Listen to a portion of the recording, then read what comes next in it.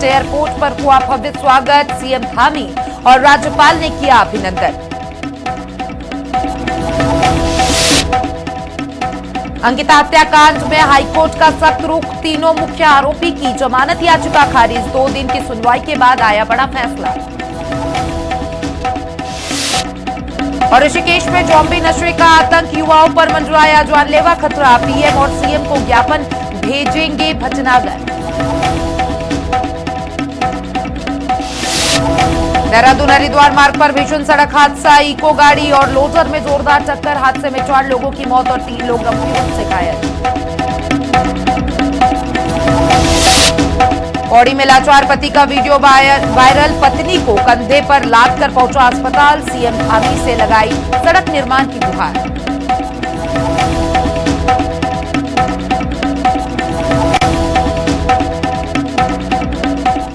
नमस्कार, हिंदी खबर देख रहे हैं आप और मैं हूं आपके साथ अंकिता शुक्ला। बुलेटिन की शुरुआत करते हैं बड़ी खबर के साथ।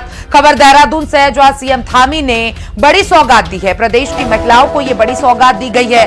रक्षाबंधन पर्व के अवसर पर सीएम धामी ने महिलाओं को यह बड़ी सौगात दी है। रोडवेज बसों में निःशुल्क यात्रा अब महिलाएं कर सकेंगी। 28 और 29 अगस्त को निःशुल्क यात्रा की सुविधा दी गई है। तो देखिए, रक्षाबंधन पर्व के मद्देनजर सीएम धामी ने महिलाओं को यह बड़ी सौगात दी है। रोडवेज बसों में निःशुल्क यात्रा अब महिलाएं कर सकेंगी। आपको बता दें कि 28 और 29 अगस्त को निःशुल्क यात्रा की यह सुविधा दी गई है।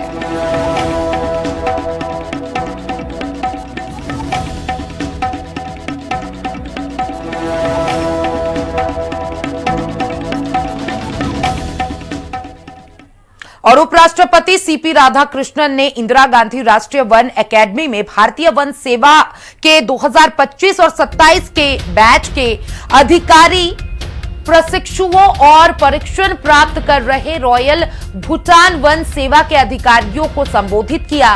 इस अवसर पर राज्यपाल retired lieutenant general Gurmeet Singh और मुख्यमंत्री पुष्कर सिंह धामी भी मौजूद रहे। अधिकारी प्रशिक्षुओं को बधाई देते हुए उपराष्ट्रपति ने कहा कि आने वाले दशकों में वे भारत के वनों, वन्य जीवों और बहुमूल्य प्राकृतिक संसाधनों के प्रबंधन की जिम्मेदारी संभालेंगे। उपराष्ट्रपति ने कहा कि विकास और संरक्षण एक दूसरे के विरोधी नहीं है और सदैव साथ साथ चल सकते हैं। उन्होंने अधिकारियों से संरक्षण और विकास, भावी पीढ़ियों के हितों के बीच संतुलन स्थापित करने का आग्रह किया। और उत्तराखंड में करीब 5000 स्कूलों में छात्र छात्राओं की संख्या 10 या इससे भी कम रह गई है, जिससे ये स्कूल बंद होने की कगार पर आ गई है। ये हाल तब है जबकि डबल इंजन सरकार शिक्षा गुणवत्ता में सुधार के नाम पर कई दावे कर रही है। ऐसे में विपक्षी कांग्रेस ने सरकार को आड़े हाथों लेते हुए कहा कि बीजेपी सरकार ने राज्य की शिक्षा व्यवस्था का बेड़ा गर्क कर दिया है। रिपोर्ट देखिए।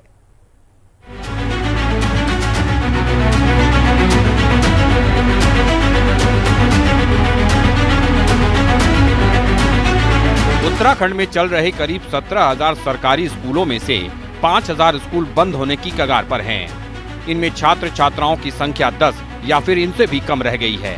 ये हाल तब है जबकि शिक्षा गुणवत्ता में सुधार के नाम पर कई दावे किए जाते रहे हैं। सरकारी प्राथमिक और जूनियर हाई स्कूलों में छात्र छात्राओं की संख्या बढ़ने की बजाय कम होती जा रही है। हालत ये है कि प्राथमिक स्कूलों की बात करें तो 4,275 स्कूलों में छात्रों की संख्या 10 या इससे भी कम रह गई है, जबकि करीब 650 जूनियर हाई स्कूलों में छात्र संख्या 10 या इससे कम है। सरकारी स्कूलों के लिए राज्य और केंद्र सरकार की ओर से कई योजनाएं चलाई जा रही हैं।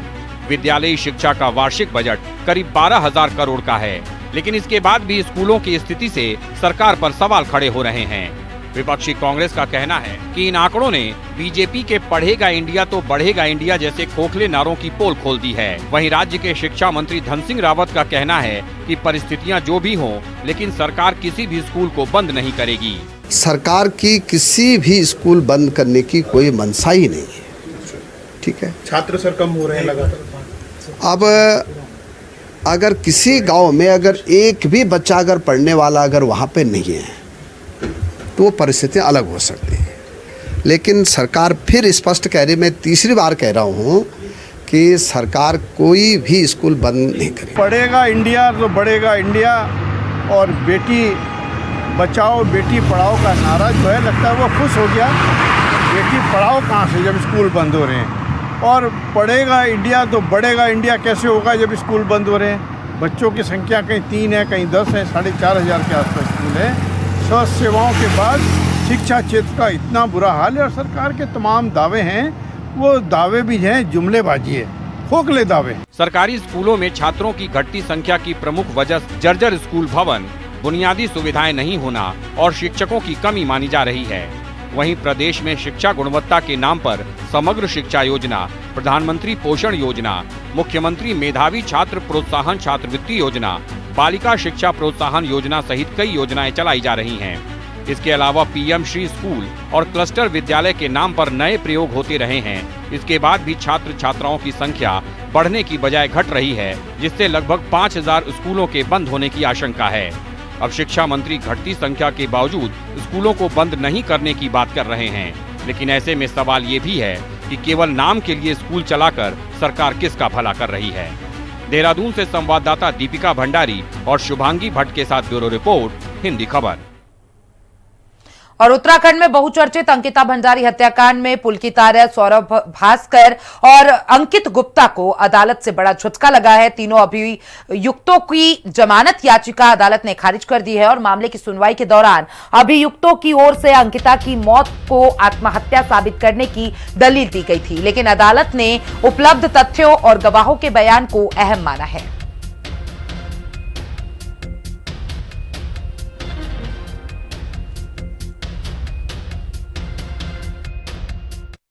आज जो है उत्तराखंड हाईकोर्ट में जो अपील में बेल जो मेन अंकिता भंडारी हत्याकांड के जो मेन अभियुक्त हैं पुलकित आर्या और अंकित और सौरभ, इनके मामले में सुनवाई हुई जमानत पे। और इसमें जो है मुख्य रूप से कंप्लेनेंट अंकिता भंडारी की ओर से नवनीत नेगी जी ने उसमें अपने सारे तथ्य रखे और सभी और अधिवक्ता MC पंत, के तिवारी और PS सोन और भुवनेश जोशी, इन्होंने सबने अपनी इसमें जो है पूरी नवनीत नेगी को जो है अपनी हेल्प दी। पौड़ी गढ़वाल के पल्ला कमलिया गांव का एक वीडियो सोशल मीडिया पे तेजी से वायरल हो रहा है। वीडियो में एक युवक अपनी बीमार पत्नी को सड़क न होने के कारण कंधे पर उठाकर कई किलोमीटर पैदल ले जाता दिख रहा है। युवक का कहना है कि गांव में आज तक पक्की सड़क नहीं बनी है और स्वास्थ्य सेवाओं तक पहुंचना बहुत ही मुश्किल हो जाता है और प्रशासन के मुताबिक करीब 2.5 किलोमीटर सड़क प्रस्तावित है, लेकिन वन भूमि की मंजूरी के चलते काम अटका हुआ है और मामले पर अब बीजेपी की प्रतिक्रिया सामने आई है। भाजपा प्रवक्ता मथुरा दत्त जोशी का कहना है कि दुरुस्त क्षेत्रों में थोड़ी दिक्कत है, लेकिन सरकार इस मामले का संज्ञान लेगी।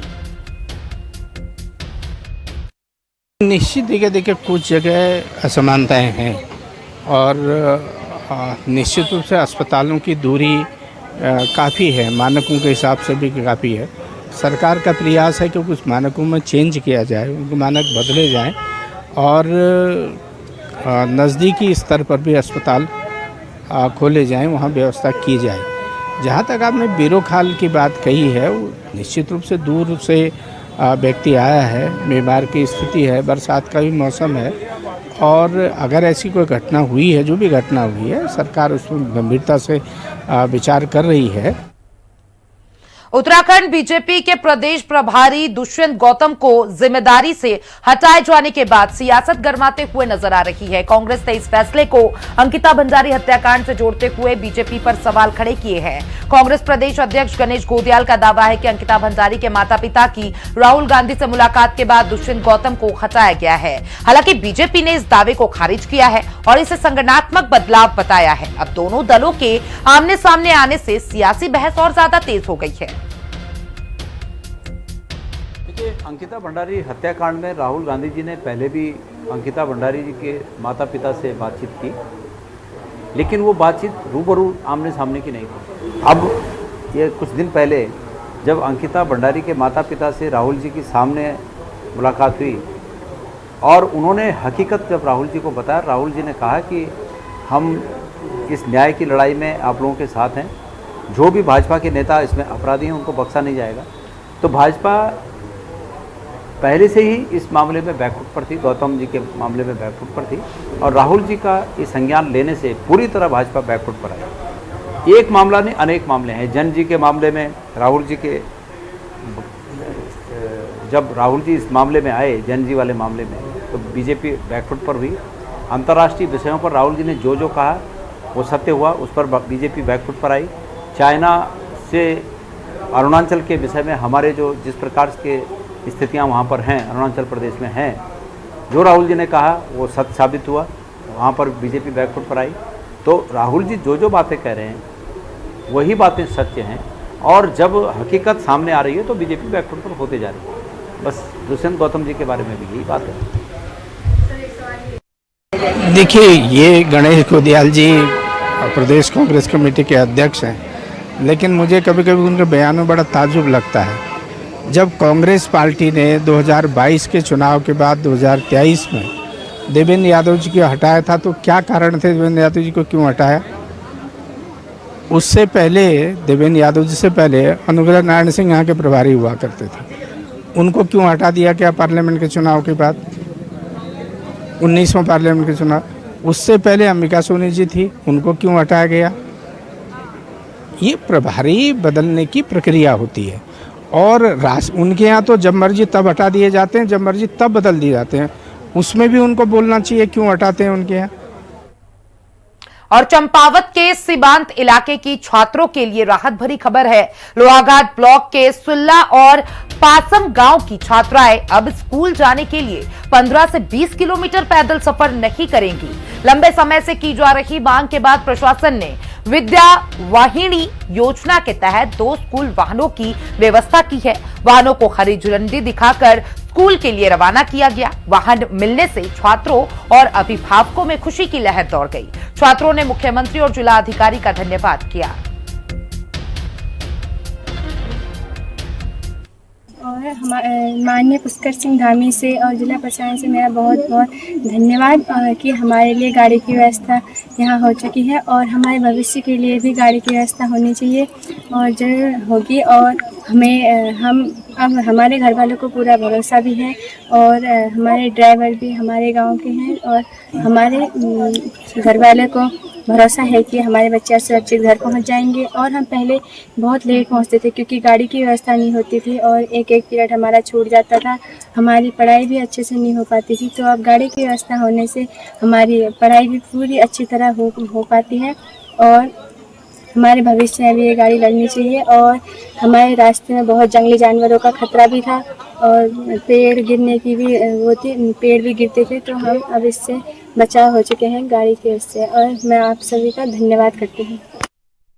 मैं माननीय श्री पुष्कर सिंह धामी जी और जिला प्रशासक डीएम साहब से निवेदन करती हूँ, धन्यवाद करना चाहती हूँ कि आपने हमारे यहाँ गाड़ी की सुविधा की, जिससे हमारी पढ़ाई में रुकावट नहीं आएगी और हम टाइम पर स्कूल पहुँच सकते हैं।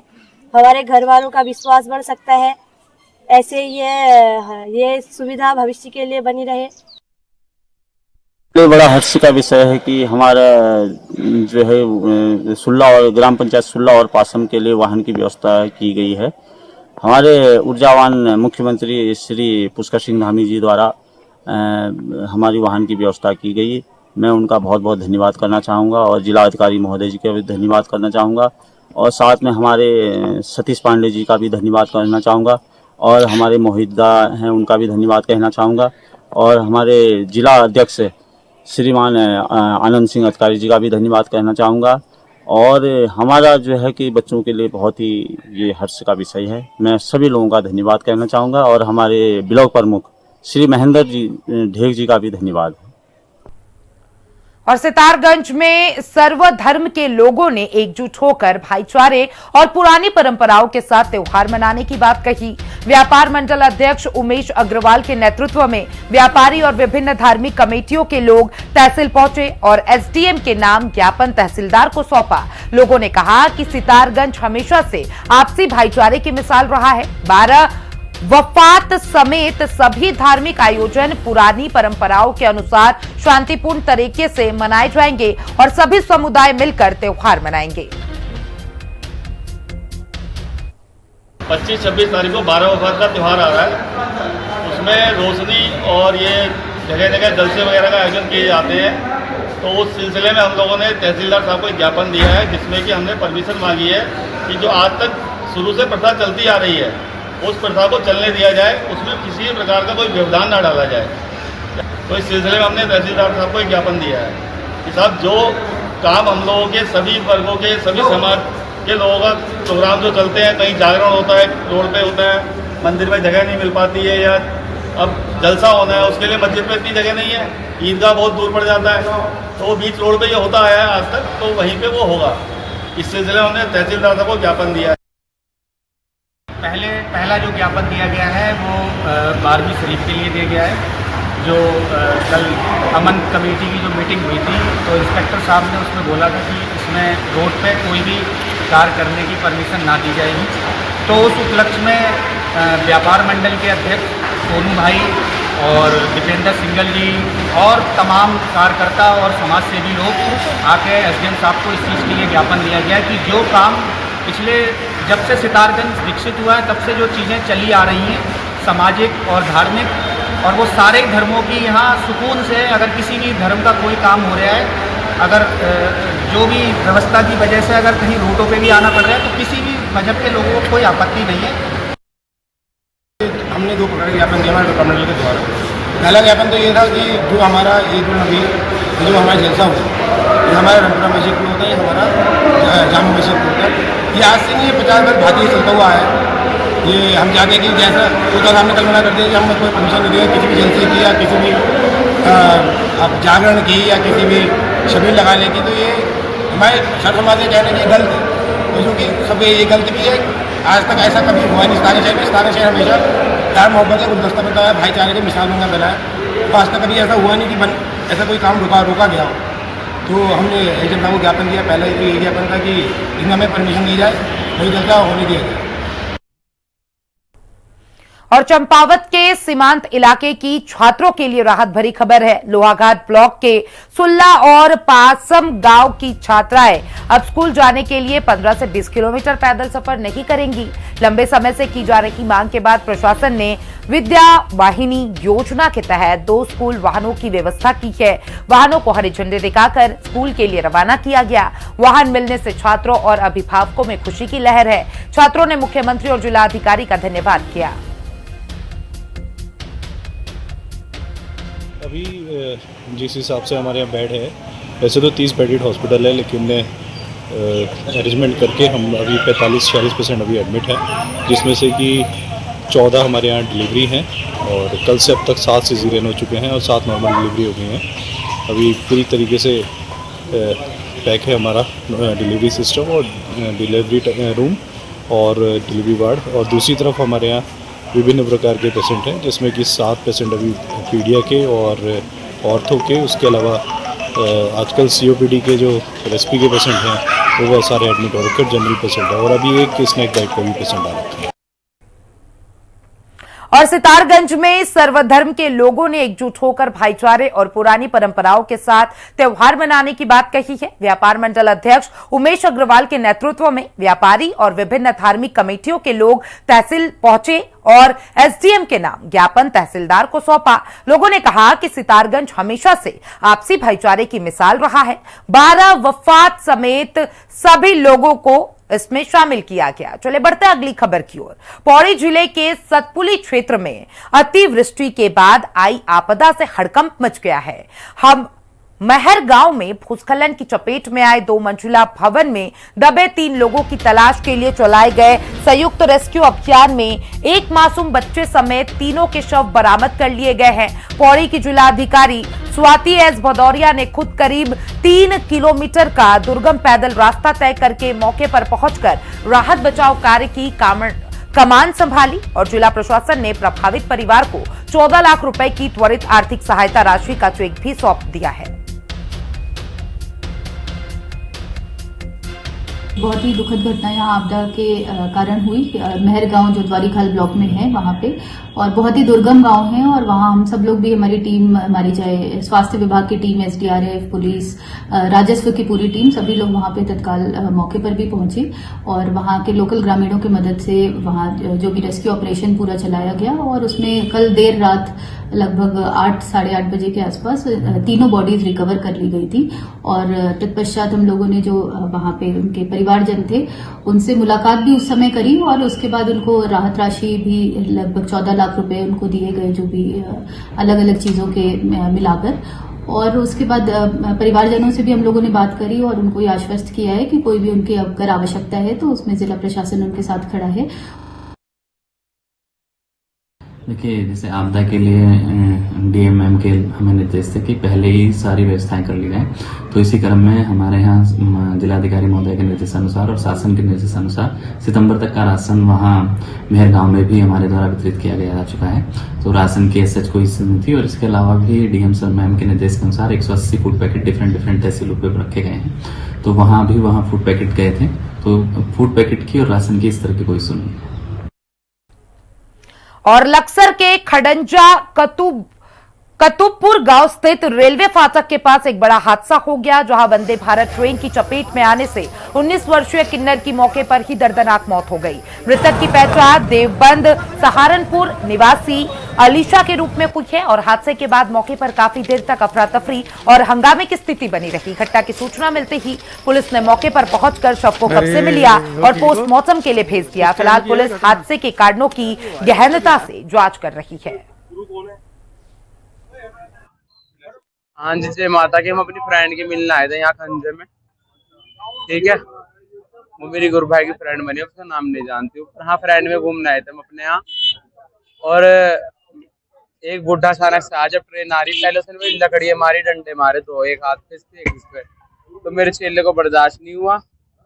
वो जैसे हाथ से आगे को धक्का दिया, उधर वो वंदे भारत ट्रेन के नीचे कट के कर गया। नाम क्या था उसका? उसका नाम था अलीशा उर्फ अनस। और 2-2.5 घंटे बाद पुलिस पहुंच गई यहाँ पे। उससे पहले गांव वालों ने हमारे पे हमला किया है। मेरा आईफोन छीना है, मेरी डायमंड की नाक की नोज पिन थी, पट्टों से मारा है। देखो मेरे को पट्टों से मारा मुझे गांव वालों ने। और टेरी गढ़वाल के थौलधार विकासखंड स्थित भैंसकोटी गांव में ग्राम उत्थान परियोजना ग्रामीण महिलाओं के जीवन में बड़ा बदलाव ला रही है। कभी सिर्फ खेती और पशुपालन तक सीमित रहने वाली दिव्य ग्राम संगठन की महिलाएं आज बेकरी उद्यम में आत्मनिर्भरता की नई मिसाल पेश कर रही है। परियोजना और बैंक ऋण से मिले 10 लाख रुपए के सहयोग से शुरू की गई इस बेकरी में मंडुआ, आटा और मशरूम बिस्किट जैसे स्थानीय उत्पाद तैयार किए जा रहे हैं। इन उत्पादों की बिक्री से महिलाओं को हर महीने 30 से 40 हजार रुपए का शुद्ध लाभ हो रहा है, जिससे उनकी आर्थिक स्थिति मजबूत हो रही है। ग्रामीण क्षेत्र की महिलाओं को स्वरोजगार से जोड़ने के लिए और उनको आत्मनिर्भर बनाने के लिए सरकार की काफ़ी सारी योजनाएं हैं। तो हमारा सभी महिलाओं से निवेदन है कि ज़्यादा से ज़्यादा इन स्कीम से जुड़े और इसका लाभ उठाएं। और भैंसकोटी का ये जो दिव्य ग्राम संगठन स्वयं सहायता समूह है, बाकी की महिलाएं भी इनसे प्रेरणा ले सकती हैं और ऐसे ही SHG बनाकर आत्मनिर्भर बन सकती हैं।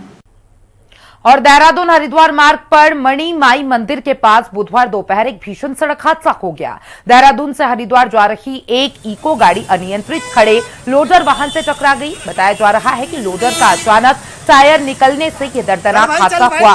टक्कर इतनी जबरदस्त थी कि इको गाड़ी के परछक्के उड़ गए। हादसे में इको सवार 4 लोगों की मौत हो गई, जबकि 3 अन्य लोग गंभीर रूप से घायल बताए जा रहे हैं। सूचना मिलते ही पुलिस ने मौके पर पहुंचकर घायलों को अस्पताल में भर्ती कराया और मामले की जांच शुरू कर दी है।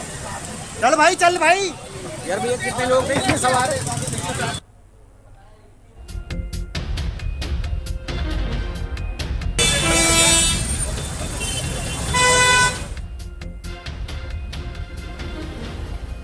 तो फिलहाल मेरे साथ इस बुलेटिन में बस इतना ही। देश और दुनिया के तमाम अपडेट्स के लिए देखते रहिए हिंदी खबर।